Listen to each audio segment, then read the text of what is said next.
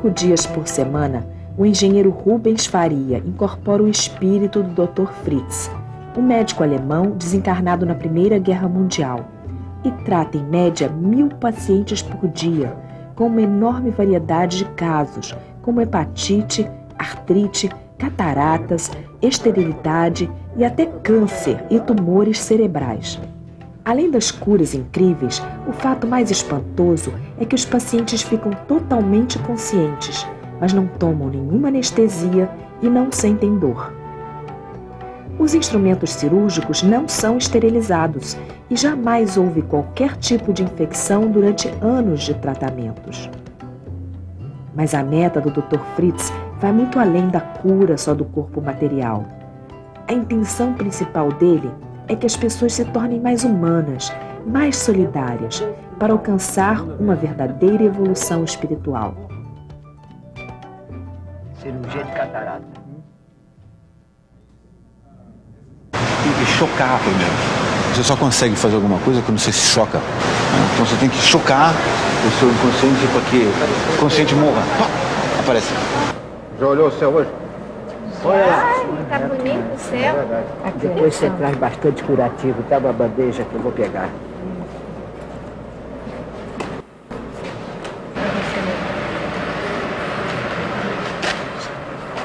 Pronto. Ele toca a alma, né? Ele não toca a carne, né?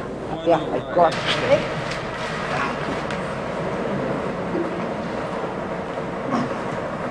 Tem uma confiança tremenda.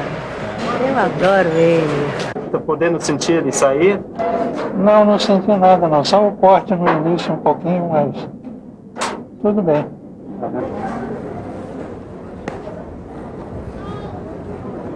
Ah, acabou a catarata. Não tem mais catarata. Tapa.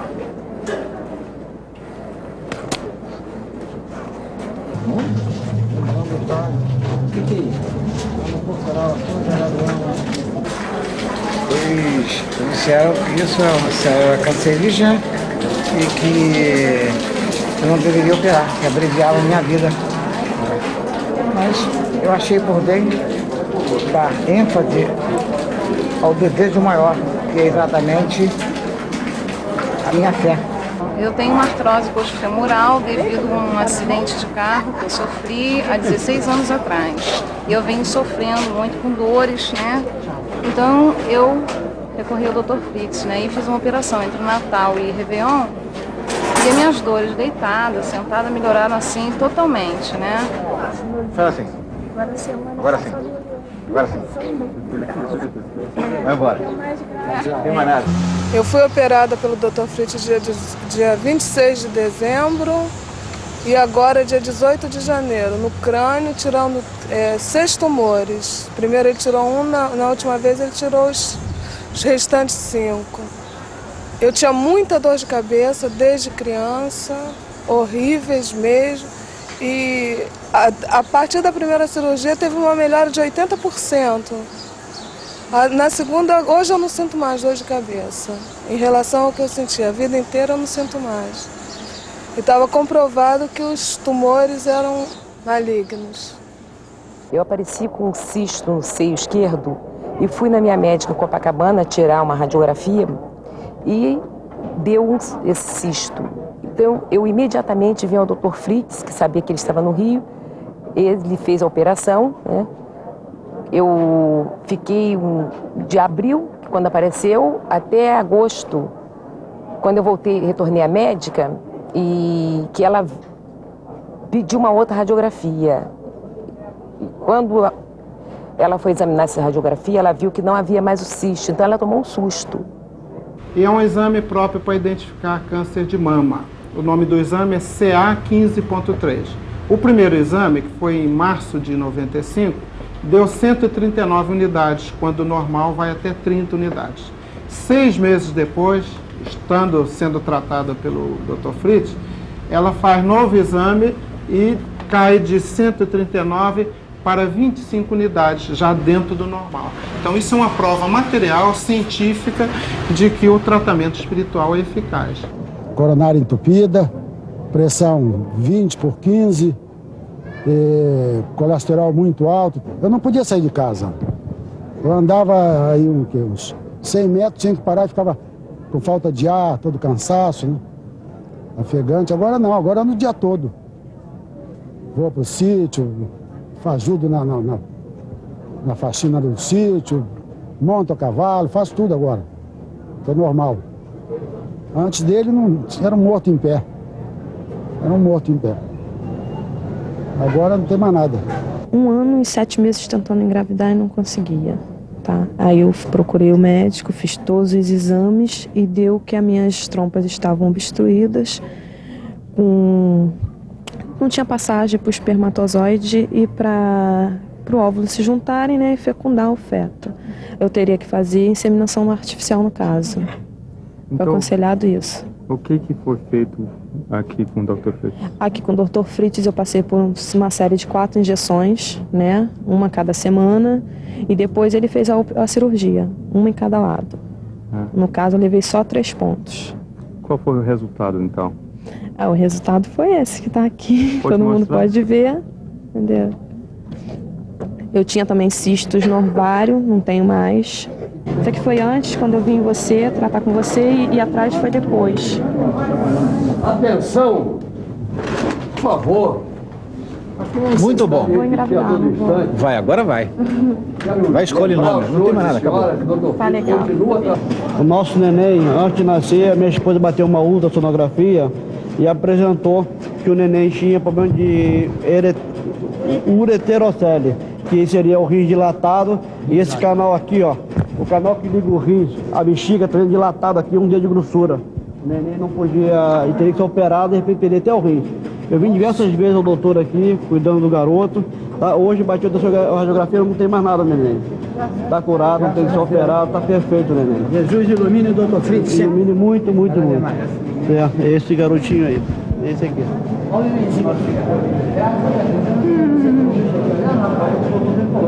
Então a gente vem, coopera todo dia. Tem uma obrigação de vir aqui, trazer umas águas para eles beberem todo dia. Isso aí é a graça que eu recebi, então tem que cooperar.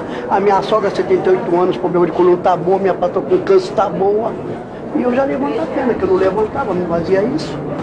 E todo dia rezo, de manhã e de noite, pedindo bastante força pro cavalo dele para poder continuar essa obra. Que não é qualquer pessoa que quer fazer isso, não, moço. Ele faz a cura das pessoas fisicamente. É uma oportunidade dela se transformar, dela começar a tocar, né, para que ela possa fazer uma transformação e ser mais humano. Esse é um trabalho de humanidade. Eu acho que o mundo todo deveria ser mais assim. Imagina se eu trabalhar todo dia, toda hora, sem parar. Não ia curar 1 milésimo da humanidade. Mas se eu curar 100 bem curados espiritualmente, isso espalha muito. Para podermos compreender um pouco mais o fenômeno Fritz no Brasil, eu acho que nós temos que buscar a origem desse misticismo e dessa aceitação intuitiva, principalmente ligada à cura que nós temos no Brasil. Bem antes dos portugueses chegarem, há mais de 400 anos atrás, já existia uma grande tradição de pagelança entre os indígenas, que trabalham intimamente com o mundo espiritual em vários rituais de cura, onde o pajé retira as energias malignas do corpo que está enfermo. Quando os africanos foram levados como escravos para o Brasil, eles trouxeram a religião do candomblé, uma tradição rica de incorporação e cura. A Umbanda nasceu da união do candomblé com os rituais indígenas e o catolicismo.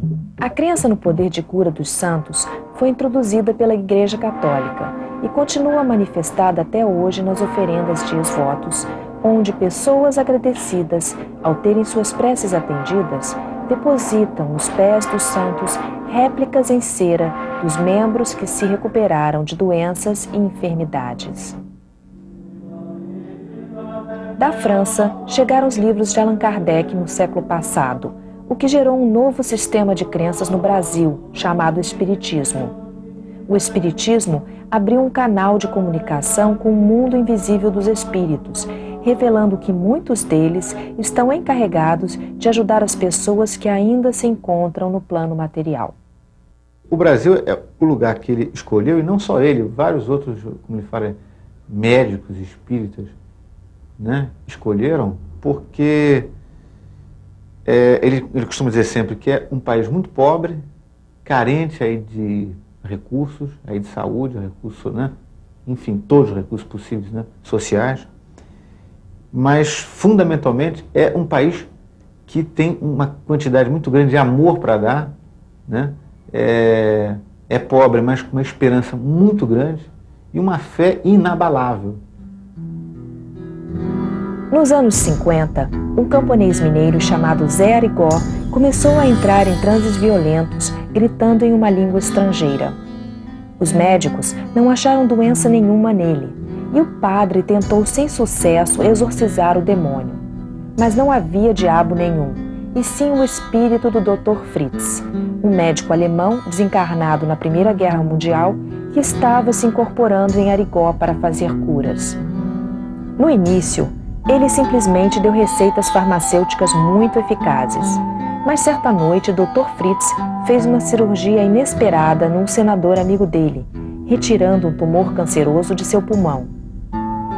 Quando o médico do senador comprovou a cura, a notícia foi espalhada por todos os cantos e Dr. Fritz começou sua carreira, tratando literalmente de milhões de pessoas durante 20 anos. Também foi perseguido ferrazmente pela Igreja Católica, pelo Conselho de Medicina e pela polícia. Julgado pela prática ilegal de medicina, foi condenado à cadeia. Mas com o apoio do presidente Kubitschek, que lhe era grato pela cura de sua filha, Arigó foi libertado. E quando os cientistas americanos confirmaram a autenticidade das suas curas, Arigó pôde continuar na sua missão com Dr. Fritz, até a sua morte, que ocorreu devido a um acidente de automóvel em 71. Mas Dr. Fritz, o espírito, resolveu voltar de novo para o plano material, incorporando em vários outros médiuns nos anos seguintes, para continuar a sua missão. Nos anos 80, Edson Queiroz foi o primeiro médico a receber Dr. Fritz, desta vez desenvolvendo técnicas mais avançadas de cura, como o uso de agulhas em centenas de milhares de tratamentos bem-sucedidos. Edson também foi perseguido pelo Conselho de Medicina e pela lei, sendo finalmente assassinado em 91 pelo vigia da casa dele. Mas Dr. Fritz não parou aí. Ele tem duas visões. A mais próxima do real é a última dele, em que ele é alto, forte, um pouco gordinho, olhos azuis, está sempre de jaleco branco e cabelo bem calvinho, bem ralinho, né? Sem barba. No início ele se apresentava mais jovem. Ele era a mesma coisa, alto, forte, mas já com cabelos e um pouco de barba também, né? Mas os mesmos olhos azuis, mesma fala, usa óculos também. É estranho porque espírito usa óculos, né? Eu sempre achei um negócio esquisito para burro, como é que espírito precisa usar óculos, né? Mas ele fala que é da última encarnação dele. Ele preservou isso, não sei porquê. Eu sou míope de carteirinha, míope, tenho astigmatismo e presbiopia. Sou cego, se você tirar o óculos eu não enxergo você, né? E ele não, ele enxerga para burro, ele enxerga lá dentro, fora, não sei aonde, distante e tal. A explicação é, eu não sei explicar. Não consigo explicar isso. Eu não consigo explicar. Ele é que sabe explicar. Eu estou completamente fora dessa. Quando eu estava grávida, devia estar ainda de pouco tempo na gravidez, devia ser de uns 3 a 4 meses. Eu levantei à noite e eu vi um garoto mais ou menos assim, todo de azul, de roupinha azulzinha e com o cabelinho todo bem lourinho, bem crespinho. Mas só que ele, aqui no ombro dele, ele carregava essas toras de lenha. Eu fiquei muito impressionada, então me diziam, você vai ter um garoto. Esse garoto vai ser muito diferente. Bom, ele adorava pegar minhas bonecas e abrir. Porque ele dizia que estava fazendo cirurgia, tem esse detalhe. Ele dizia que ia abrir as bonecas para fazer cirurgia. Cortava a boneca com a tesoura, tirava a cabeça delas, abria a cabeça. Ele gostava de fazer isso, né? E dizia que eu tinha que ficar quieta, que eu era auxiliar dele. Ele cortava os dedinhos, cortava a barriguinha, abria boneco, ele tinha essa mania. Mas isso ele tinha engraçado. É que acho que não saía sangue nos bonecos, acho que é por isso. Porque criança, né, eu tinha os amigos. Aí eu ficava conversando com os amigos, né? Eles vinham, aí me contavam história, o que eu ia fazer um dia. Aí ficava conversando. Aí minha mãe entrou no rumo de que eu tava ficando maluco, né? E quando chegou com uma idade de seus 10, 11 anos, ele dizia para mim que via gente, que ele falava com pessoas. Tinha sempre um homem que ele falava muito. Ele não falou para você? Isso é. Ele falava muito. Às vezes ele me chamava durante a noite. Corre aqui, mãezinha, mãezinha. Ele sempre me chamou de mamãe, mãezinha, né? Corre aqui, olha, corre, vem aqui ver. Ele está falando comigo, ele está falando comigo. Dizia que estava acompanhando ele, que estava protegendo, eu estou te protegendo. Me lembro que, isso a minha mãe conta, né? De vez em quando eu gostava de brincar de correr, né? Aí correr e pular, né? Pular, como é que chama? Obstáculo, carniça, aquelas coisas, né? Aí me lembro que de repente eu pulava e pum, parava ali e não era mais nada, não me lembrava de mais nada. Voltava assim 1 hora depois, 1h30 depois. Além das dores de cabeça, ele tinha muito... Ele ficava completamente... tinha amnésia. Ele tinha amnésia. Agora, eu achava que ele estava doente. Então, eu comecei em médicos. Fui até no Niemeyer, Dr. Joel Gelman. Fui muitos médicos. Ele fez muitos exames no Hospital de Bom Sucesso. Até você sabe onde é, em Bom Sucesso mesmo, no hospital ali. Ele fez...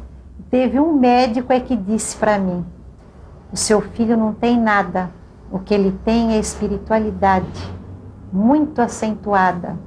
Iniciou em 1983, na época eu estava recém-casado, e a minha esposa era espírita, e ela um dia disse assim, vamos a uma casa de uma amiga minha, para fazer uma reunião espírita, culto ao Evangelho. Eu não era espírita, eu não era nada, mas era casado e aquela história, se é casado você faz qualquer coisa, né? Acabei indo. Cheguei lá, sentei, fiquei lá sentado, olhando as pessoas, oração, aquela coisa toda, e uma hora disse, não, vem aqui, Rubens, senta aqui na mesa, não fica aí sentadinho não, senta aqui na mesa, junto aqui de nós, para que a gente possa falar um pouco sobre isso, tal, sobre espiritismo. Falei, tá bom. Eu sentei, comecei, na hora que eu sentei, comecei a passar mal, tonteiro, enjoo, um frio danado no corpo, frio, calor. E o que eu me lembro, eu acho que eu desmaiei, não tenho certeza, até hoje eu não tenho certeza. Eu sei que o que aconteceu depois, eu retornei uns 40 minutos depois, pela hora, né, que eu vi, e estava a filha dessa moça, dessa senhora, com um montão de pano assim no rosto, né? Aí eu acordei meio tonto assim, o que houve? O pessoal quieto ficou me olhando, extasiado, sem saber o que dizer. Aí disseram assim, olha, veio aqui um espírito médico, uma entidade, e operou o olho da minha filha, usando uma gilete. Uma lâmina comum, um laser desse qualquer. Aí eu olhei para a gilete em cima assim da mesa, estava sujo de sangue, eu falei, não posso acreditar que tenha sido eu, né? E ela disse, não, foi você mesmo, tá? Em suma, ela foi ao médico depois, uns dias depois, o médico olhou e disse, olha, ela era catarata.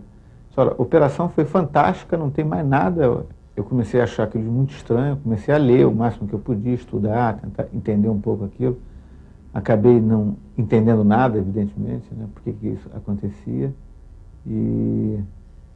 mas me tornei espírita, comecei a ler, achei interessante a doutrina, aquela coisa toda, e resolvi me entregar a isso.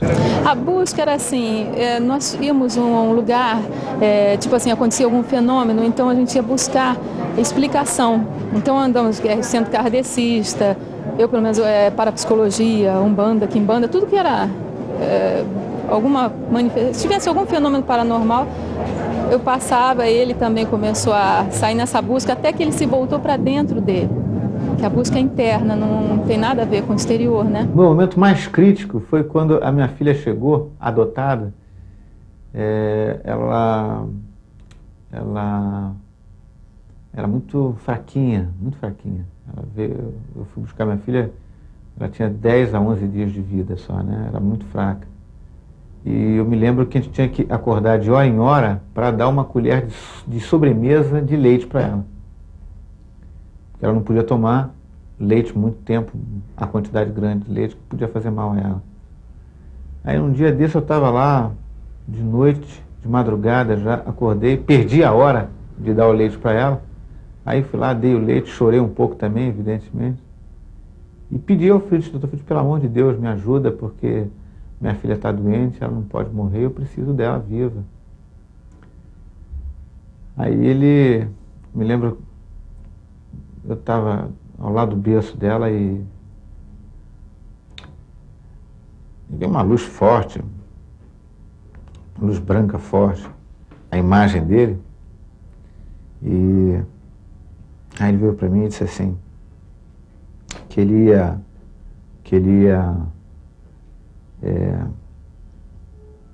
salvar minha filha para provar para mim mesmo que Deus existia e que eu tinha que trabalhar em prol da humanidade. Aí eu disse para ele que eu faria qualquer coisa se ele salvasse a minha filha. Ela tinha um problema de pulmão e de estômago muito forte. Salvou minha filha. Me lembro que na semana seguinte a gente levou no médico e os médicos ficaram surpreendidos porque o pulmão estava limpo, não tinha mais nada. Aí eu não tive outra alternativa, aí eu larguei tudo mesmo. Larguei, abandonei a engenharia, a minha carreira, meus negócios. Aí resolvi seguir isso. Estou até hoje, né? Hoje eu estou bem, eu estou casado de novo, uma pessoa que eu amo muito, que me ajuda muito, né? Aliás, fundamentalmente, o auxílio dela, né, nesse sentido, da obra, né, a dedicação, me mostra uma pessoa que tem os mesmos ideais, os mesmos princípios, né? Ou seja, acredita que o importante é você saber viver e como mostrar isso aos outros. Eu trouxe meu irmão aqui, meu irmão doente, né? Esse meu irmão. Aí eu, desesperada, uma pessoa falou pra mim, vai lá que o doutor Fritz atende, não sei onde. Aí eu fui e fiquei esperando até acabar. Quando acabou, acho que eu era a última paciente lá, sentado, que aí eu consegui barganhar com o cara. Falei, por favor, eu não quero nem ser atendida, eu só quero ver ele trabalhar. Aí ele falou assim pra mim, você vai ter que vir ajudar aqui. Você gosta de criança? Eu falei, gosto muito. Ele, pois é, mas você vai cuidar de criança que você nunca viu. Tem que dar amor, carinho, aquelas coisas que ele fala. Eu hoje estou bem, porque eu acho que eu posso mostrar para as pessoas, não é só cura, não é aquela história de curar, né? É que você pode fazer com que essas pessoas renasçam mesmo. Eu não tenho ideia de virar pastor, padre, eu sempre falo isso, né? Mas eu tenho ideia que as pessoas possam compartilhar do que eu sinto. Eu acho que se todo mundo compartilhasse de um bem que você tem interior, gente, esse mundo já está completamente mudado, né? Eu só peço para o Dr. Fritz fazer com que ele viva muitos e muitos anos para continuar com a obra dele, né? Fazendo a caridade, fazendo a obra dele, podendo ajudar, que ele dure 80, 90 anos, ajudando sempre ele. O Dr. Fritz me deu um prazo atualmente de 4 anos e 9 meses de vida, né? Foi complicado isso, né? Primeiro porque eu não entendi nada. Quando ele me deu o prazo, eu já parei, disse, nunca mais trabalho com você. Foi a primeira coisa que eu disse para ele, né? Não adiantou nada, voltei, né? Foi difícil para burro no início, porque aquela história, será que ele está me dando um prazo de vida, eu vou saber como morrer, porque, aonde, como, né? Só não sei quem que vai fazer isso, mas sei essas coisas todas. É muito complicado, né? Te dá um abalo psicológico, porque você tem filha, você está fazendo a sua vida. Eu acho injusto. eu já falei isso uma vez, eu acho que, sabe, como é que pode?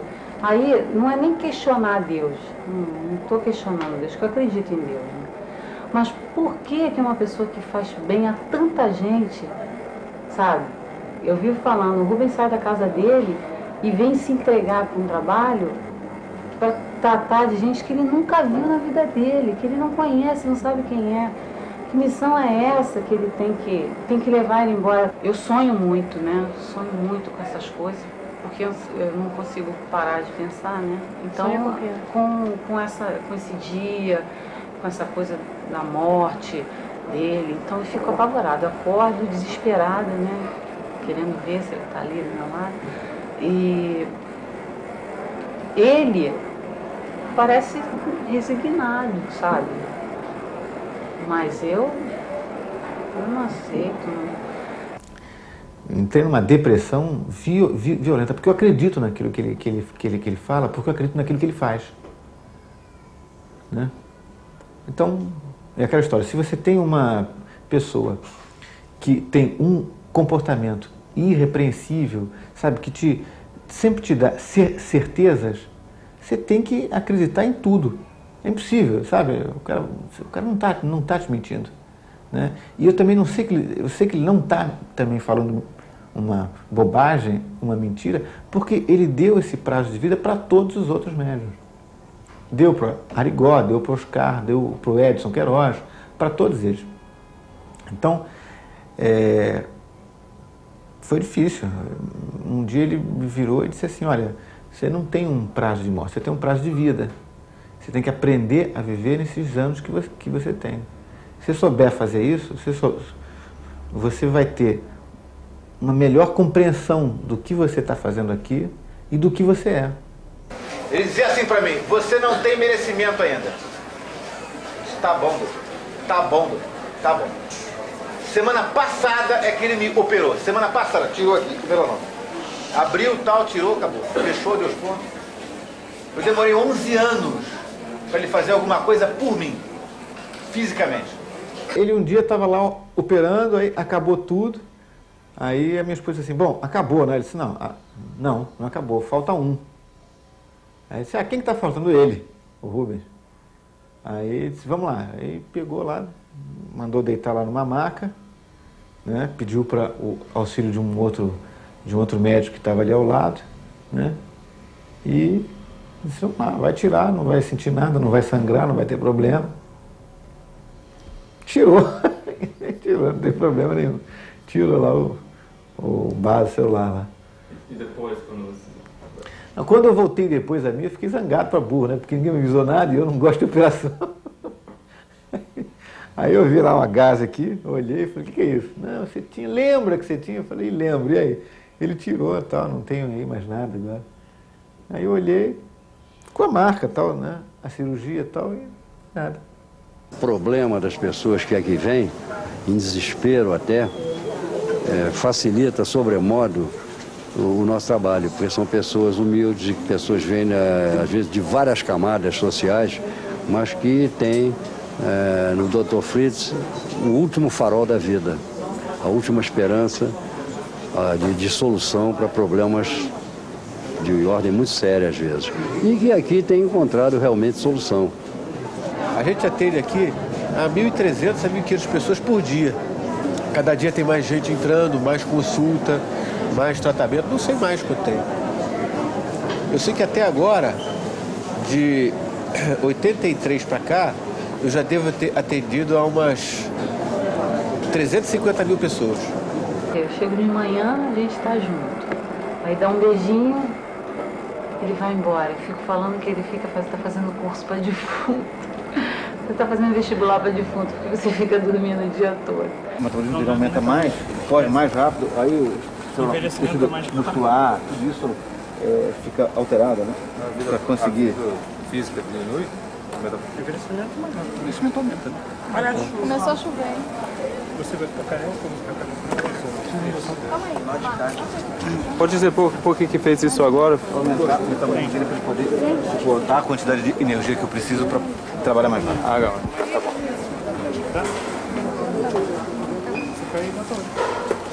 Pode só comentar lá pressionar a seringa.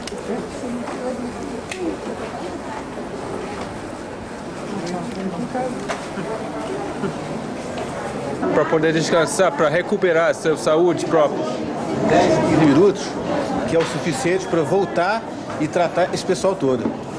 Agora, depois disso, né, pode parar porque nem dirigir dá. Toma banho e apaga, pá. Acordo só no dia seguinte. Aí volto para cá. A ingratidão das pessoas com ele, com o Rubens, porque elas veneram o Dr. Fritz, mas esquecem do Rubens. Isso pra mim é fim. Porque elas não querem saber se ele almoçou, se ele jantou, se ele dormiu bem, o que passa na cabeça de uma pessoa. A gente gasta aqui 8.000 gases por dia. Quer dizer, por semana, a gente gasta próximo aqui a 40.000 gases. É muita gase, muito álcool, muito iodo, material cirúrgico, etc. Fica difícil para a gente controlar isso. Aluguel, água, luz, gás, esgoto, a gente paga tudo aqui. Então está difícil, a gente não está conseguindo manter isso, que está tendo a muita gente. Tem alguns dias que é uma coisa impressionante, determinados horários, já estão como se fossem tão unidos, como se irmãos mesmo, os pacientes. Irmãos, tratam-se, e aí, como é que você está? Está melhor? Olha, eu trouxe aqui isso aqui para você, você está bem? Não, deixa que eu te leve em casa. Está criando uma irmandade, uma união de pessoas que se amam. E é isso que eu quero que vocês façam. Começa a se tratar um do outro. Não chega, senta aqui. Há caso aqui de paralítico que é empurrado, assim, ó. Sai daqui, para entrar primeiro. Mas não é brincadeira, não. Leva mesmo, empurra. Pessoas que não enxergam, esses, então, eles empurram para passar na frente. Projeto de crianças é o que vocês são. Passando um na frente do outro. Querendo só ficar curado. Isso é imbecilidade. Eu sou cego. Já botaram para 2 filhas, tudo quanto botar no outro, eu moro longe. Você é cego? Sou. Espera. Eu não enxergo nada. Sou então cego. Escuta, vou falar uma coisa para você. Eu vim atrás da minha cura, não veio. Você vem atrás da cura? Espera. É. O que estou fazendo? Vem cá.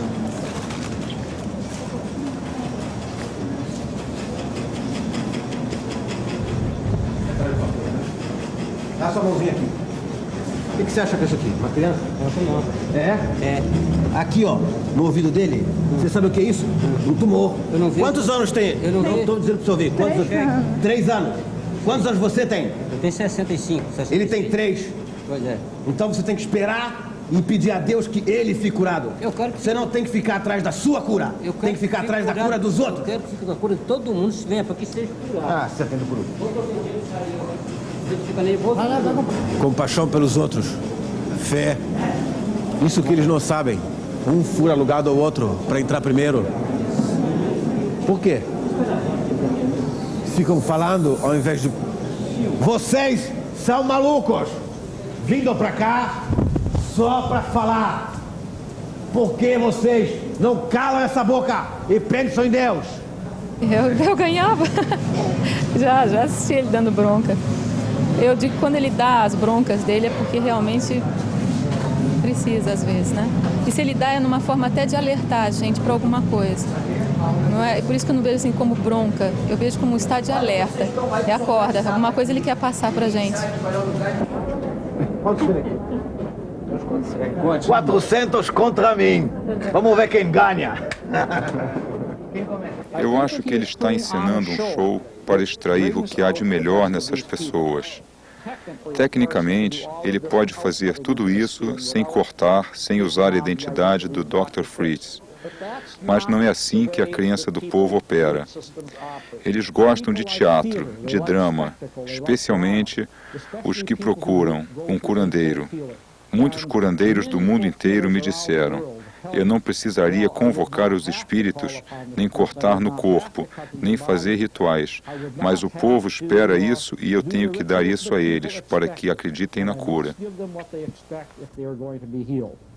Pergunta, alguém faz igual? Corta igual? Hã? Não. Só não só tem número. Tá doendo? Tá doendo? Não dói nada. Tem que usar instrumento. Tá gostoso? Tá gostoso. Tem que usar instrumento. Não dói nada. Você usa instrumento. Esse sou eu. Não usa nada. Só não usa nada. Sou eu. Tá. Não é eu. Fica por aqui. Aqui. Fica por aqui. Segura. Não dói nada, é. Sim, ó, não dói não. Viu? Você pode fazer. Ah, faz assim, ó. Enfia lá dentro. Se fosse normal, destruía, quebrava, acabou. Não destrói. Obrigado. Ótimo, não dói nada. Não, é isso mesmo. É só Cada vez mais, irmão. Coisa boa.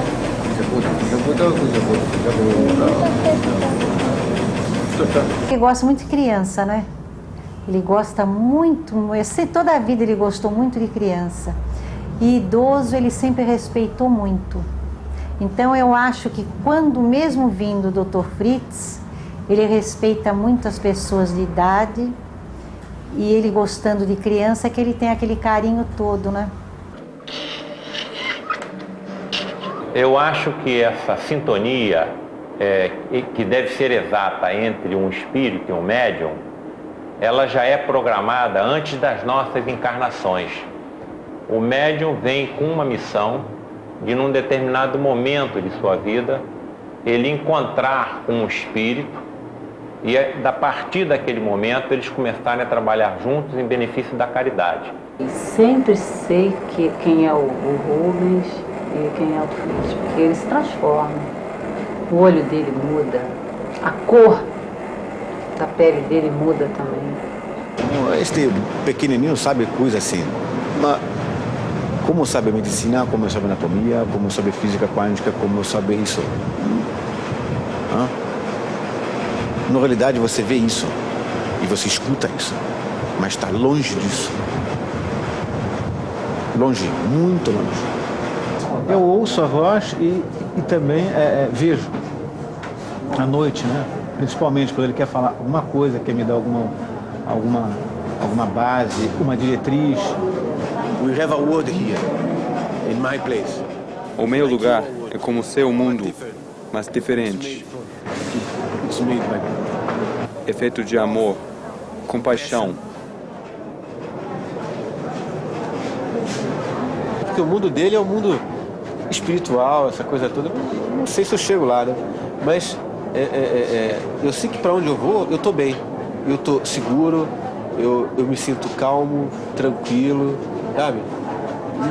Eu não sinto medo. Estou calmo. Consciente? Não, consciente daqui não. Né? Eu fico...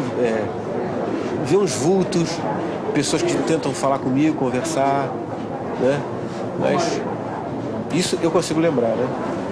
Quando ele chega, quando ele toma o meu corpo, né? A sensação é como se estivesse entrando dentro de uma piscina de água gelada. Vai ficando o corpo inteiro gelado até a água ficar aqui em cima. Quando eu chego aqui em cima não tem mais nada e puf!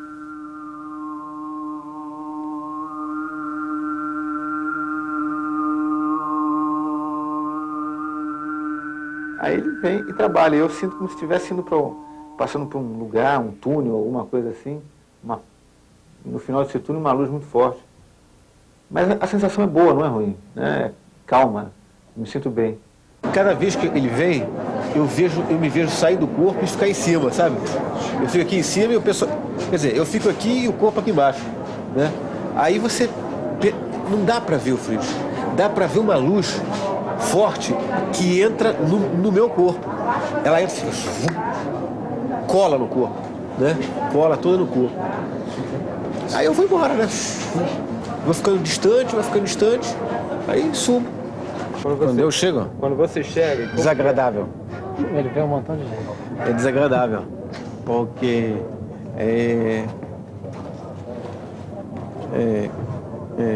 corpo pequeno. Não ele pequeno, corpo. Qualquer corpo pequeno, né? Sim. Para comportar energia. Matéria é isso, mas para comportar energia é pequeno. Então você tem que moldar um no outro. E para casar essa mesma frequência dele com a minha, tem que ser, e faz rápido, né? Então, por isso que ele fica assim, cai, tonto, né? Uhum. Fica assim, né? Porque é como se outra pessoa pegasse. Uhum. Você uma pessoa sai, entra outra. Uhum. Perde identidade, né? Uma vez ele tentou fazer que eu visse uma operação. Ele tava, foi interessante porque eu acordei, aí vi as mãos dele aqui trabalhando, que não eram as minhas, eram maiores e tal, e a mulher com o peito aberto, né? Peito mesmo aberto, estava operando o coração dela. Ah, eu só falei assim, me segura porque eu tô caindo. Não deu outra, né? Eu tava caindo, ele veio, aí eu fui embora, no mínimo, aconteceu alguma coisa desse tipo, né? Essa transferência de força, e aí fiquei na boa. Aí ele foi lá e trabalhou para terminar, porque eu não segurava nada mesmo, não seguro. Seguro mesmo, não consigo. É impossível, assim, para mim, tratar com paciente, pessoa, eu prefiro tratar com máquina.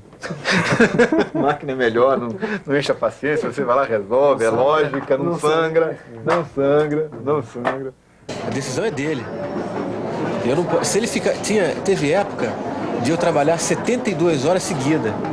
A volta é o seguinte, ele me chama, aí eu vejo aquela luz sair, aí eu volto, aí eu caio, pum, pra dentro do corpo. A sensação é como se estivesse caindo mesmo pra dentro do corpo.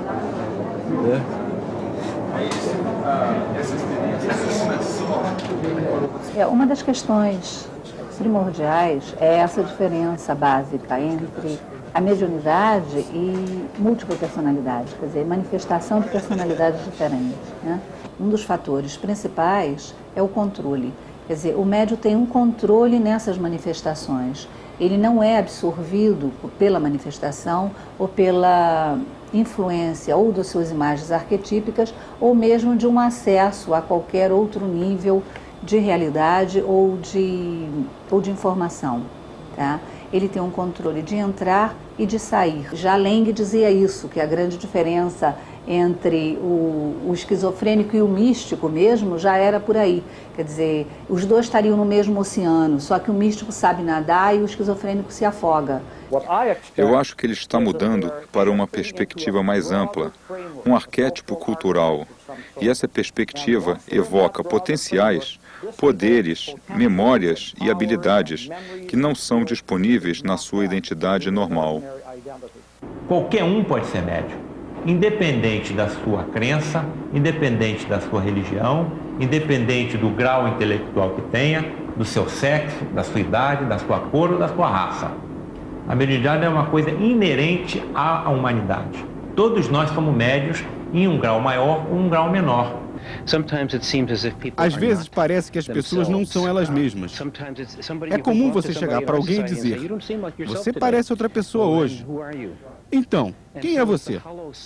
É a teoria chamada o eu oco, quando estamos habitados por um campo de energia sutil que não é nós mesmos. Então, se não somos nós, quem somos? E esta é a pergunta básica: quem somos nós?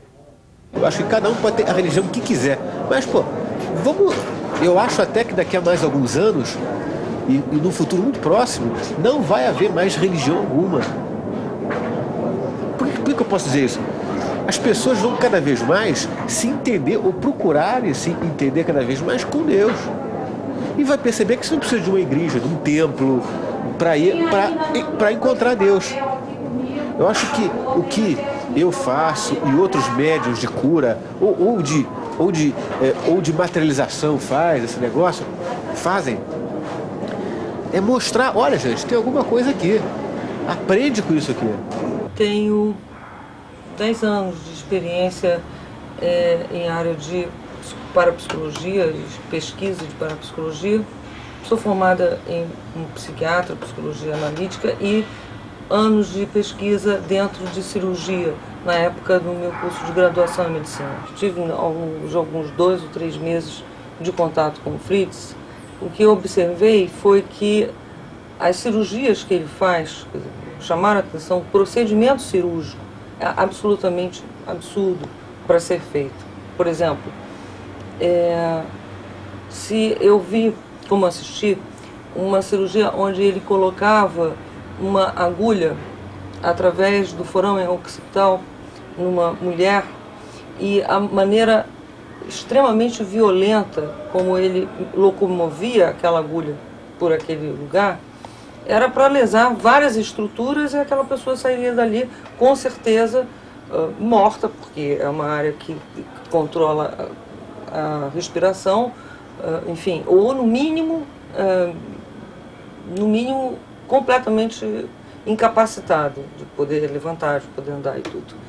Mas isso não aconteceu. E outros procedimentos cirúrgicos que eu pude ver também, como o de artrose no joelho, toda a maneira dele poder usar os instrumentos eram coisas completamente sem sentido. Quer dizer, tracionar, puxar, torcer, não seriam de forma nenhuma procedimentos comuns de se fazer em cirurgia que resolvesse alguma coisa.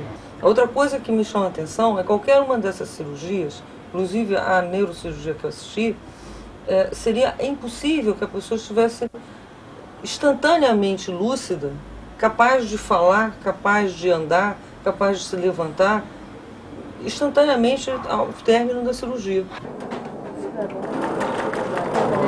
Cabeça. Fura a cabeça com isso aqui. Onde está o broca? Faz brrr. Se tentar olhar tal como na cirurgia se conhece, tal como na medicina tradicional se conhece, não vai se conseguir entender esse mecanismo do que ocorre. Eu estava querendo conversar a possibilidade de fazer muitas perguntas direto ao Fritz. Às vezes eu tenho muitas perguntas que eu quero fazer. A nossa margem de erro aqui é 0. Nós não temos casos comprovados de infecção hospitalar, infecção, inflamações, erros clínicos, nada. Não existe esse erro.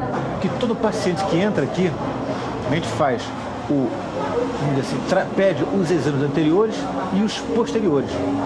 E pede que ele retorne no mínimo 2 vezes ou 2 semanas seguidas após a operação para acompanhar o estado dele. Mão tá suja porque eu estava operando, mas não fica com medo, porque Deus não deixa dar doença para vocês, só curar.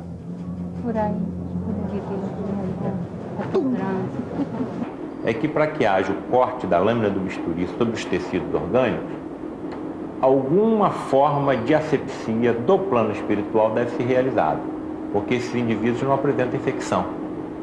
Então nós, na sala de cirurgia, nós utilizamos substâncias químicas que esterilizam a superfície cutânea. Eles devem saber como, utilizando determinadas energias, hoje nós sabemos que a radiação de ultravioletas também tem essa capacidade de esterilizar os tecidos, mas eles devem utilizar alguma energia do próprio médium nessa parte de asepsia e de esterilização.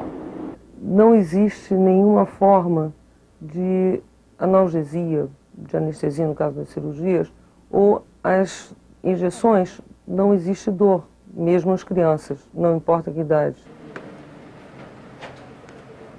Mais rápido. Não senti nada, uma pancadinha de nada. Não, nem dor, muito pouca.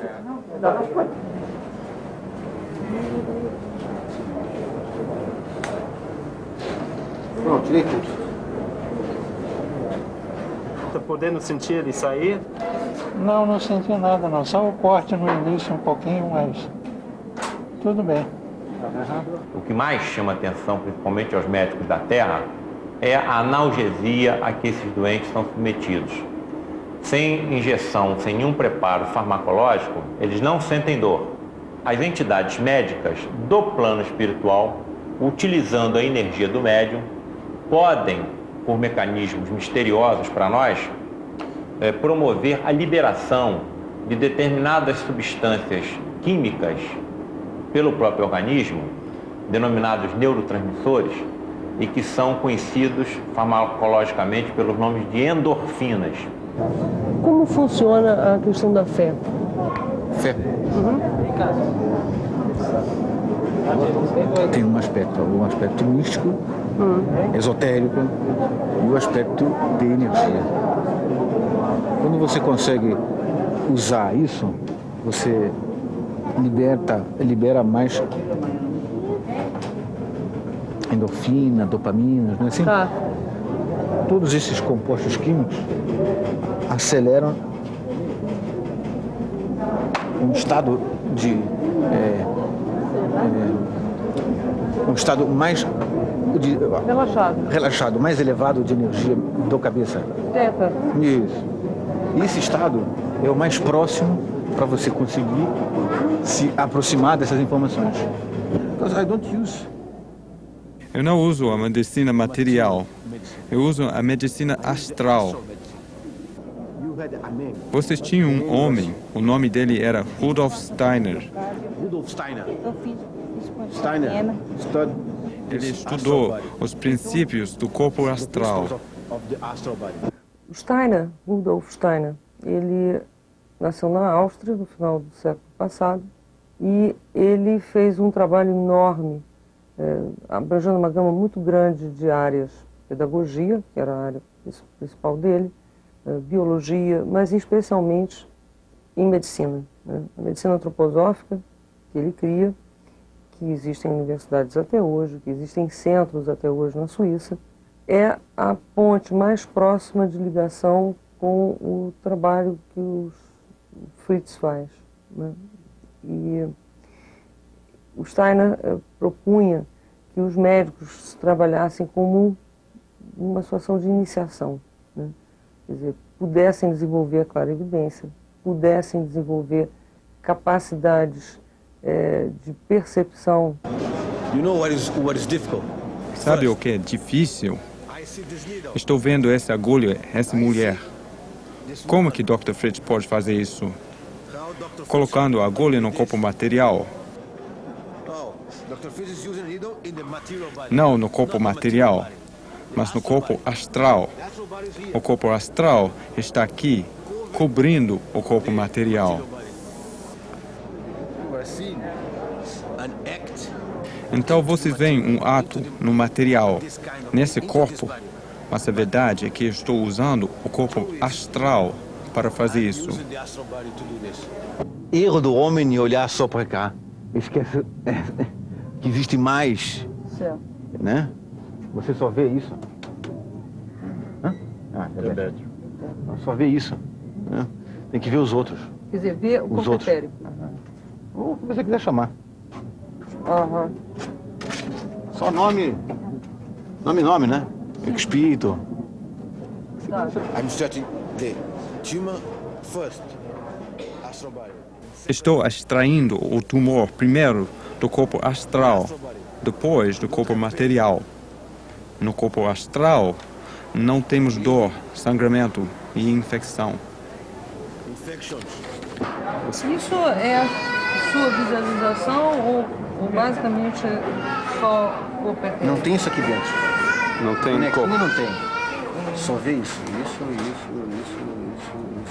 Mostra, aqui dentro o corpo. Mostra outra página. Né? Aqui ruim, né? Então aqui corpo ruim. Aqui bom. O que o Fritz observa é essa visão aqui.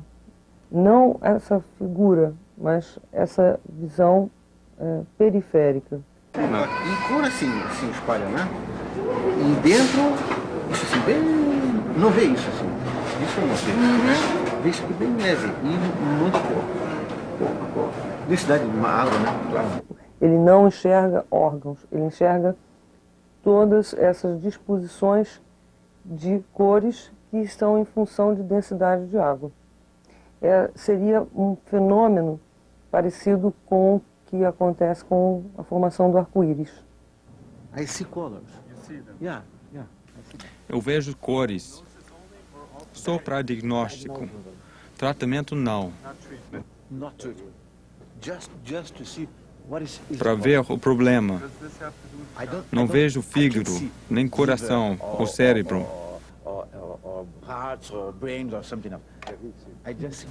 Só vejo cores, como chakras, mesmo sistema, mas não os princípios místicos. Podia ter melhor o mundo, eu não ia ver nada, né? Então, se você consegue usar aqui para ver, melhor. Aí consegue ver. Tem que ver água, onde tem água. Ontem ele me perguntou, como você consegue ver calcificação de 1,5 mm? Fácil, que estúpido. Calcificação não tem água. Então não olha a massa cinzenta. Tudo água, onde ponto de calcificação negro. É ali. Não tem água, né? É opaco. Uso as cores para combinar com os campos magnéticos.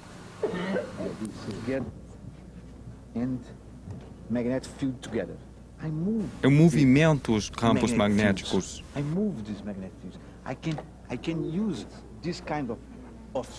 Uso esses campos para controlar o sangramento,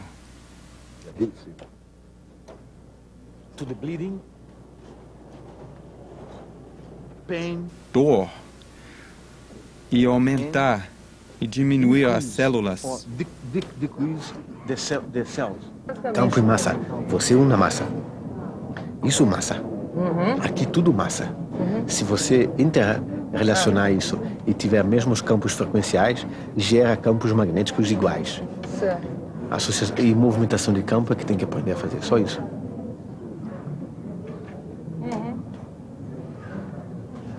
E você vai dizer assim, é só isso? Não, isso é o mais difícil. Não, isso é absolutamente difícil.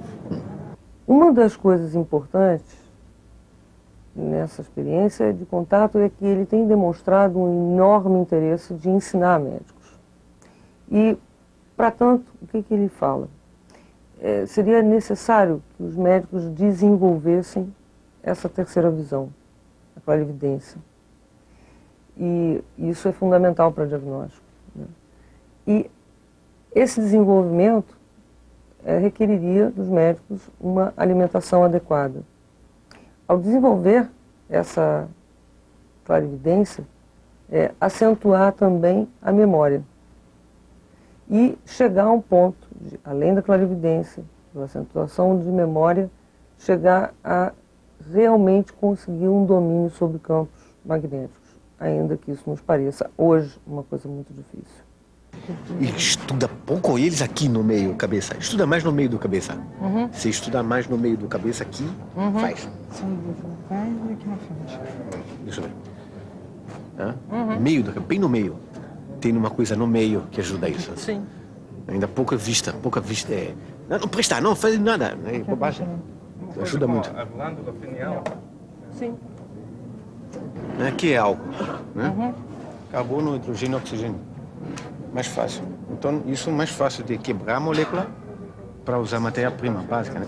If you have a tumor, se você tiver um tumor, esses produtos químicos destroem o tumor. Destroy the tumor. Ao injetar a substância, que na verdade é um composto de iodo com álcool, essa substância dentro de cada organismo vai tomar uma outra configuração, quer dizer, vai ser uma outra substância. E ele faz isso através da manipulação de campos magnéticos. E entender isso só entendendo direito de física quântica. Que um corpo, na realidade, não é sólido. Um corpo é a formação, é a união eletromagnética de partículas em constante ressonância. Isso aqui é um corpo, todo corpo, né?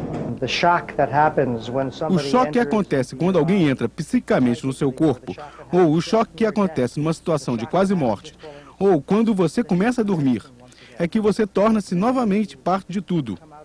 Você sai do mundo de probabilidades e dá uma ré para o mundo da física quântica. Ali nesse mundo de ondas quânticas, nós somos tanto reais como imaginários. E somos seres não localizados. Tudo que os físicos estão tentando explicar são coisas que as pessoas têm vivenciado desde o começo dos tempos. Se você pegar, tirar mapa de cérebro onda, igual minha e do paciente, bem próximo um do outro, bem próximo um do outro. Mesma frequência de vibração.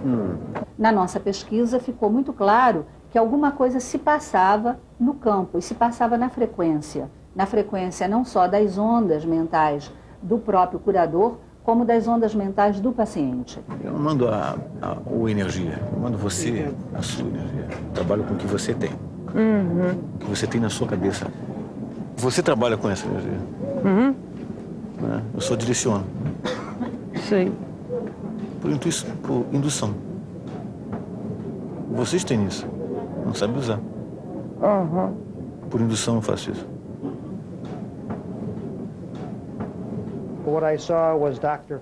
O que eu vi foi o espírito do Dr. Fritz atuando através do curador para modificar o corpo onírico.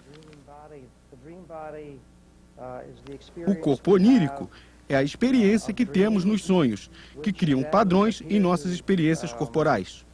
Por exemplo, Se você tiver um tumor, pode senti-lo como um punho fechado ou como um nó muito apertado. Nos sonhos, isto pode aparecer como uma luta física. O corpo onírico é a ideia que por trás desse punho ou tumor existe um conflito ou poder dentro de você.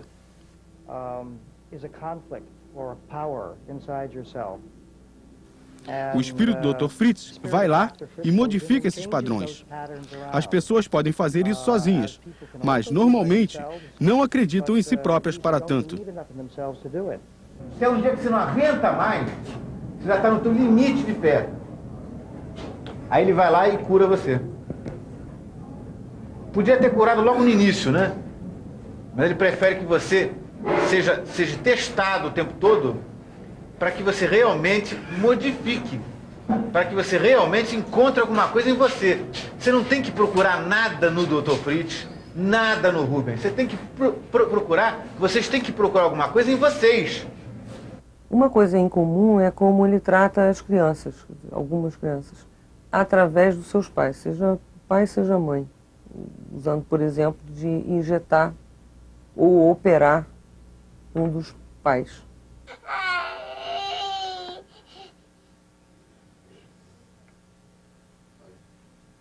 Uma das operações mais difíceis de fazer que outras. Principalmente quando você trata a mãe para filho ou filha. Qual é a operação que está fazendo? Ele tem cego. O meu tem uma vista direita e esquerda. Tem pera de cônia e na outra tem massa.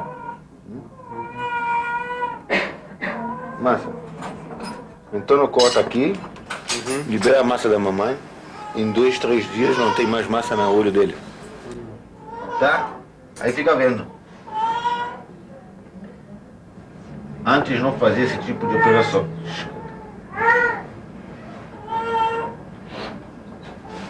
Algumas crianças operam, outras não porque é pequenininho demais. Não pelo tamanho da área de operação, não. Dá pena. Aí não... Realmente não. Eu prefiro fazer isso na mãe. Geralmente quando tem laço sanguíneo, você tem olho verde da mamãe, cabelo caracoladinho do papai, tudo genético, né? Então, vai saber mais tarde que essas associações, né, dos cromossomos, genético direitinho, isso leva também a transportar a energia disso. Pode-se fazer isso também. Né? Então, quando corta o pai e tira o tumor do filho, não foi isso, né? Você tem uma cadeia que é interligada eletronicamente. Né? Você tem que alterar um pedaço, não a cadeia inteira, só um pedaço. O suficiente para isso. E elas todas... lembra a forma? Adenina, guanina, lembra disso, né? É só transformar uma na outra. Mudou uma, acabou. Mas espera aí, se ele tem uma patologia genética, o código genético dele em todas as células está dessa maneira. E aí? Mas a célula mãe mutada... Sim. Isso, um DNAzinho fala com outro DNAzinho. Certo. Vocês tiveram um pesquisador chinês, americano-chinês, que descobriu isso em 1933. Foi ridicularizado na época. Descobriu isso. O DNA comunicava um com o outro. Um fala o outro. Aí um diz, e mudou. Aí o outro vai e muda também, muda também, muda também, muda também, muda também. Então você poderia De uma maneira tratar fotônica. muitas patologias genéticas. Agora vocês estão descobrindo isso também, pensando nisso. Que eu já reconstituí o vídeo interno, já reconstituí externo, osso de cabeça. Pode reconstituir a hora que se quiser, qualquer coisa. Não célula nervosa. Menos a nervosa. O que é que ele não cura? Isso eu acho uma coisa muito importante de se ter essa visão. Até porque ele muito fala que não é exatamente o milagre que acontece. Então isso tem uma sistemática do que se pode esperar, do que pode acontecer. Essa menina aqui eu tenho de nascença. Não tem jeito. Essa não tem jeito. É congênito. Não tem jeito. fazer pra ficar Não certo. tem jeito. Não tem como arrumar isso aí. Quando tem jeito, eu arrumo. Quando não tem, eu não vou mentir pra você, não tem jeito. Vou dizer que, vou arrumar e não vai ficar bom. Não adianta, eu só arrumo quando fica bom. Degeneração de retina é congênita. E o outro afetou o nervo, então não tem como recuperar o nervo. Não tem nada no nível espiritual. Não existe nada, nenhum tipo de tratamento que é. Ele é da convulsão. Que recupere o nervo lesado. Entendo. Ou alguma doença congênita. O que é que ele não cura? Ele não cura patologias no corpo físico que tenham fibrose.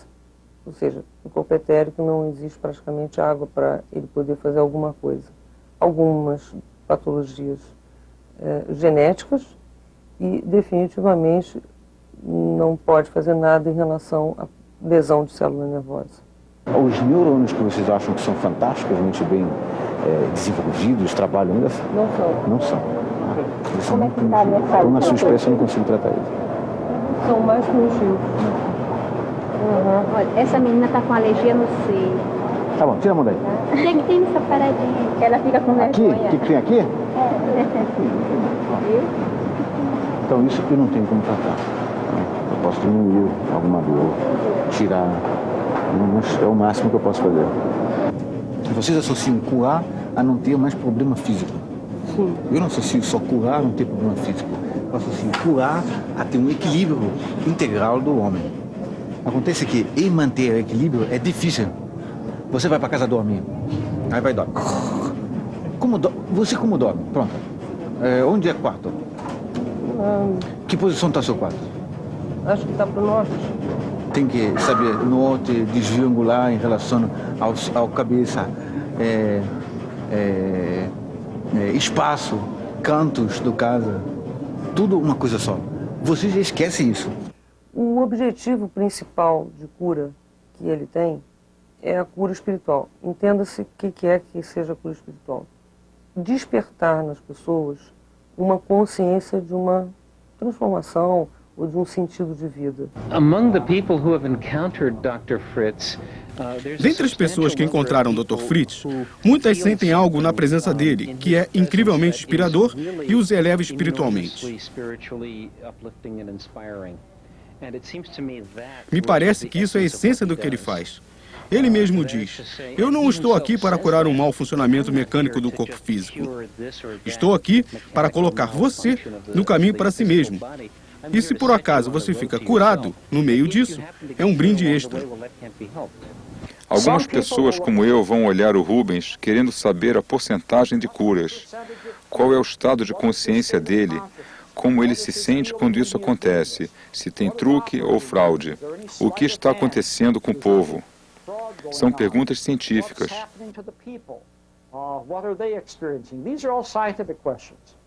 Do ponto de vista religioso, elas perguntam se isso acontece devido ao poder de Deus, Jesus Cristo, do mundo espiritual, do Dr. Fritz. Como pode explicar isso através dos livros de Allan Kardec, dos ensinamentos da Igreja Cristã, da doutrina espírita? E artistas, talvez só se interessem em documentar isso numa pintura ou contando uma boa história. E os filósofos podem perguntar se isso se encaixa nas ideias do Rudolf Steiner e se existem aspectos suficientes nessa filosofia para explicar a visão do mundo do Rubens e o que ele faz.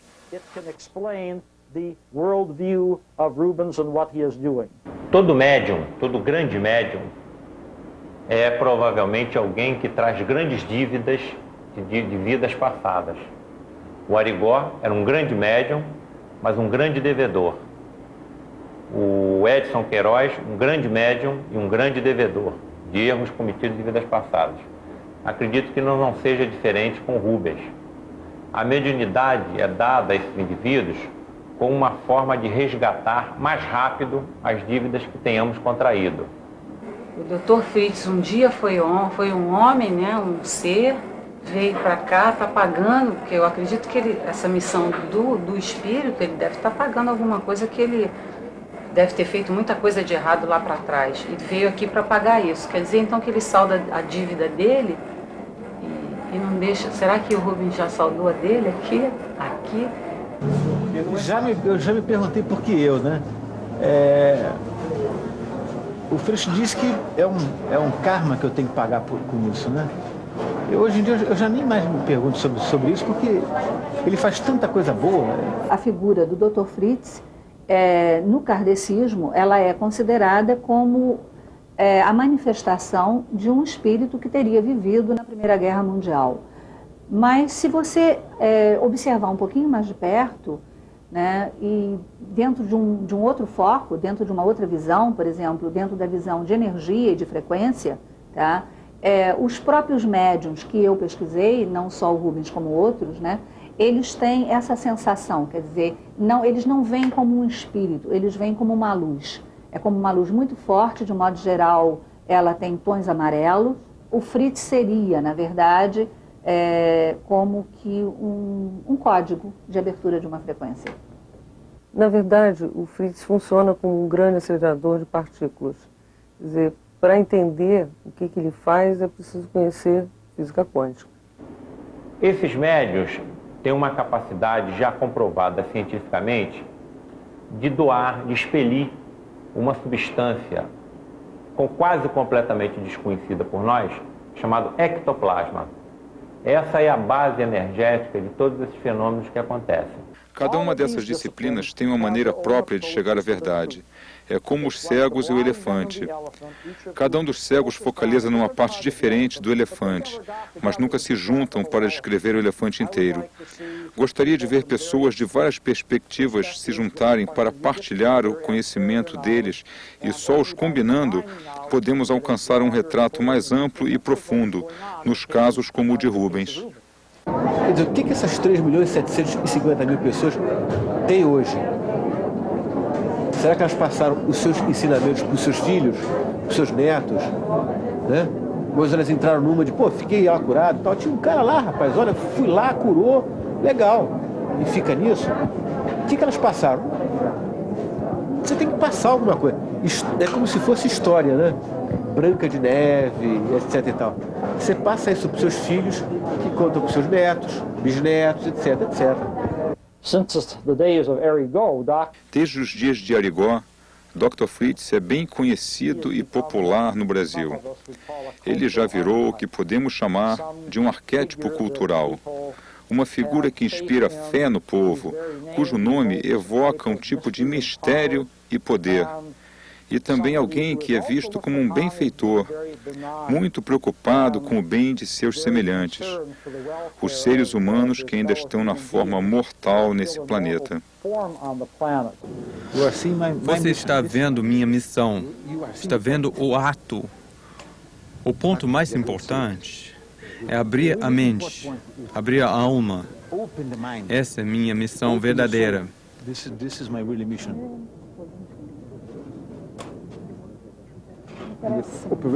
A operação é coisa simples. Abrir a mente é muito difícil. Eu posso vê-lo na mudança das pessoas. Antes, elas têm muita preocupação nos rostos. Estão aborrecidas, com muita dor. Depois, dá para ver as linhas no rosto desaparecerem. E elas começam a cintilar. Elas sentem-se melhor e há esperança. Doutor, pode curar eu? Não é assim. Você tem que falar assim: doutor, olha para ele que ele está passando mal. Doutor, olha para essa menina que precisa de tratamento. Lembra de você como última pessoa, não como primeiro. Aí eu curo mais rápido. Como esse. E esperou 3 meses. Até o dia que eu falei, agora eu curo você. Porque tinha fé e deixava passar outros na frente. Não mais pensava em si mesmo. Pensava só em Deus. Aí foi fácil curar. Minha mão não é nada. A mão de Deus é mais importante. Você olhou mulher operando o bulbo cerebral. Ficou pena dela? Não. Sentiu alegre por estar sendo curada? É isso. Uhum. Entendeu? Sim. Essa relação social é uma só coisa. Uma só relação social. Compaixão. uma só. Um só cabeça, um só corpo. Um só maneira de viver. Eu acho que essa parte da missão do Fritz é justamente essa, né? Fazer com que as pessoas possam entender um novo conceito de vida, o que é você vivenciar, né? Você tem o Krishnamurti diz assim, né? Há uma diferença grande entre você viver e vivenciar, né? O que o Fritz quer é que você vivencie a sua vida, é que você possa ter criar um novo âmbito do que se é viver, o porquê de viver, né? Você pode viver 80 anos que você não soube viver 80 anos. Existem crianças com 10 anos que sofrem muito mais do que esses velhos de 80 anos e que já sabem viver. Agora o mundo olha para cá, não é isso? Todo o país olha para cá, o que o corpo dele faz. Sim. Tem que olhar. Vocês têm mais meios de comunicar agora, não? Então tem que fazer isso acontecer mais rápido. Tem um horário marcado, específico, que ele vem fazer isso? Isto ele seria capaz de chegar agora, aí no estúdio, e falar com a gente, por exemplo? Eu costumo dizer que está aí comigo num esquema de parceria, simbiose, o tempo todo. Não houve isso com o Arigó, com o Edson Queiroz, com o Oscar, não houve isso, entendeu? Os caras faziam sempre aquele mistério, oh meu Deus, mãos para o céu, coisa e tal. Mas você pegar a inteligência, que é a faculdade, a inteligência, sim, né? E dizer, mostrar para a inteligência que isso, pá, tá aqui, ninguém fez. Eu falei, opa, primeira oportunidade eu vou todas, pô. Sim. Quantas faculdades quiser eu vou. Está chovendo aqui, mas todas essas pessoas estão aqui. Por quê? Só para tentar ficar curadas. Você tem que aprender não usando seu cérebro, mas usando sua alma. Your brain, but using your soul. Quietinho, cala a boca, você toca a pressão alta. Hoje nós sabemos que o médium tem a capacidade, somente com a sua visão, de diagnosticar tumores internos. Então imaginemos se o médico soubesse desenvolver essas capacidades mediúnicas inerentes a todos nós. Ele não precisará de uma série de equipamentos sofisticados, caros, completamente materializados, como é hoje a medicina. A medicina está muito materializada, está muito pouco espiritualizada, mas o médico prescindirá de toda essa parafernália existente hoje para fazer o diagnóstico de uma série de patologias existentes em seus enfermos. E além de fazer o diagnóstico, nós saberemos como curar essas enfermidades utilizando essas próprias energias que existem em nós. O que ele acentua é que não adianta muito o conhecimento técnico puramente, mas o principal é o desenvolvimento do médico como indivíduo, quer dizer, um autoconhecimento. No ano passado, a gente começou a dar uns cursos e esses cursos eram dados para qualquer tipo de pessoa. Então nós tínhamos lá físicos, matemáticos, médicos, dentistas, cameraman, pessoas até só com um nível básico aí de, vamos dizer assim, cultura, né? Enfim, todas as classes e níveis, em que ele mostrava, através de algumas técnicas, que ele ensinou como você controlar melhor o seu corpo, como você avaliar melhor os pontos críticos de falta, como ele dizia, de falta de energia, e como você implementar essa energia no corpo. Ah, boa pergunta. Então os chakras se caracterizam por pontos? Então os chakras se caracterizam ali por pontos de vias. Na realidade, essa caracterização pontual que a gente coloca aqui do chakra, é aqui, na realidade, esses chakras estão interligados, eles são interligados. É uma via que percorre o corpo todo. E o Rubens mostrou no curso que se você não tem esse intermediário entre o soma e o psicossoma bem trabalhado, que é o campo energético, que são os chakras, você realmente não trabalha bem, nenhum lado nem outro, porque ele é o elo. Como foram dadas as técnicas? Você aliava chakra, cor, som, né? E notas musicais. A gente fazia todo um trabalho com notas musicais, assim, né? E aliada a cada cor. Esse negócio de clara evidência, tem uma técnica para isso que você começa a ver. Aliás, uma delas é essa aqui, ó. Essa que a gente vai fazer ainda hoje. Essa aqui. Mas essa faz parte de um conjunto de 12 técnicas para você ter o fenômeno da clarividência. É que ele dava essa técnica, as pessoas treinavam essas técnicas em aula e realmente tinham resultados práticos. Tinha um anestesista que, inclusive, antes de terminar ainda o curso, ele já tinha aplicado numa paciente dele e ela deixou. E ele disse que ela não sentiu nada. Então, que fim que eu vejo? Evolução, sabe? Maturidade através do trabalho da parte mental, né? Corono e fronto, lucidez, alcançar essa lucidez e principalmente pensar no próximo. Se você tem mais aberta isso aqui, mais curar você pode.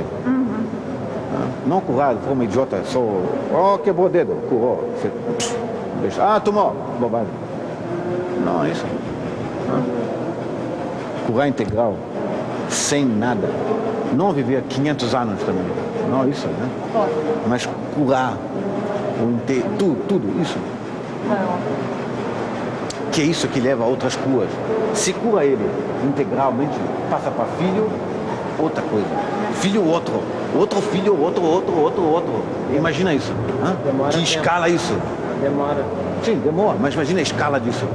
Eu, como engenheiro, uma pessoa que durante anos estudou ciências exatas, né, acho um desperdício total de pesquisa você não ir lá para descobrir alguma coisa, para trabalhar alguma coisa. Essa história de dizer, não, isso não existe, é absurdo. Imagina se eu chego durante o meu curso de engenharia e disser assim, olha, você não vai estudar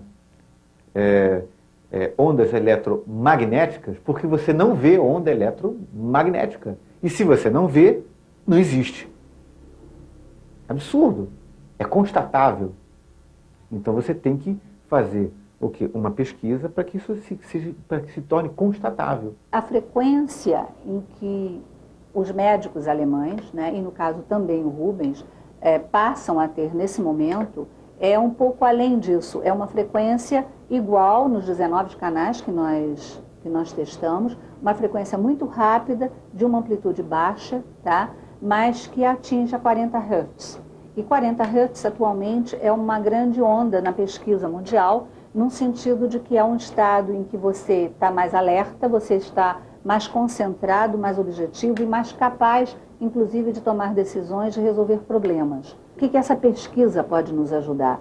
Eu acho que do momento que a gente começa a entender a nossa mente, nesses estados de controle e com acesso a outros níveis que nós não estávamos acostumados a usar, níveis esses que podem curar, níveis esses que podem anestesiar, níveis que podem impedir, inclusive, a proliferação de bactérias e de infecções, tá? É muito importante para a nossa própria medicina, tá?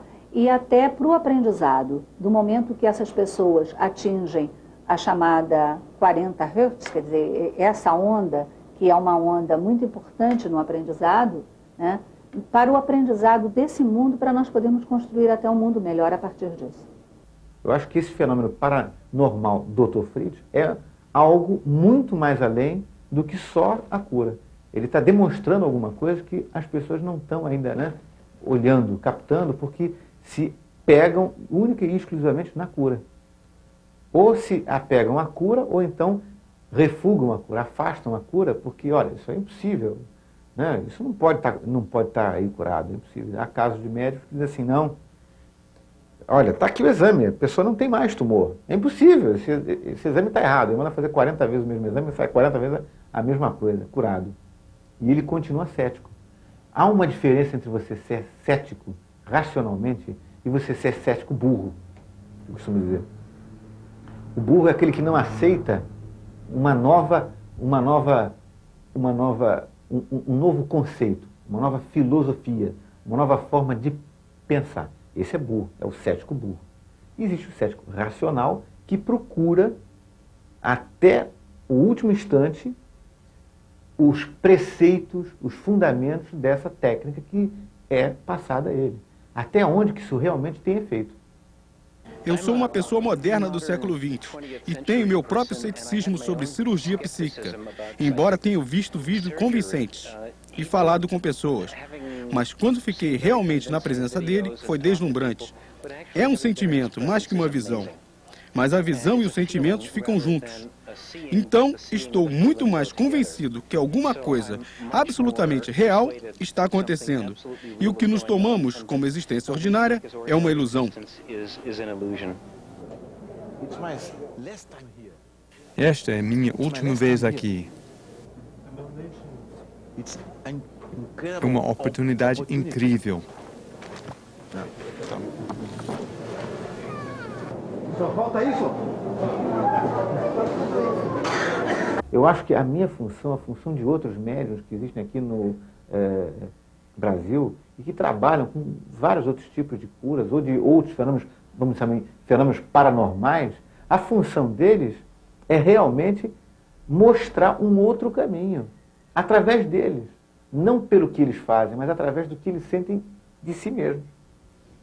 Eu não tenho mais medo da morte, porque eu tenho certeza que quando isso acontecer, a minha filha vai ter orgulho de lembrar que o pai dela salvou, ajudou a milhares de pessoas. Eu vou me sentir tranquilo com essa morte, porque eu vou estar com um dever cumprido, uma missão cumprida. Eu acho que viver é isso, é você saber diferenciar o que é você simplesmente estar aqui, sem saber o porquê, e você estar aqui na Terra com um objetivo. Não para você se vangloriar do seu objetivo, mas para beneficiar os outros. Tá? Bom dia para todos.